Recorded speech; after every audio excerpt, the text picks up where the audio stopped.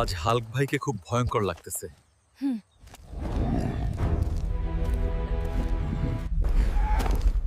জুতা টাইট হইছেই, এটা খুলে আবার পড়লে কি সম্মান কমে যায়?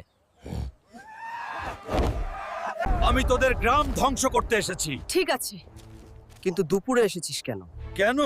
এই সময় সবাই ভাত খেয়ে অলস থাকে। আমি তোকে পাথর বানাবো। পাথর হলে কি আবার কাজ করতে হবে? না, তাহলে ভালোই। এই লোকটা ভয়ঙ্কর না, এই লোকটা বিপজ্জনকভাবে শান্ত।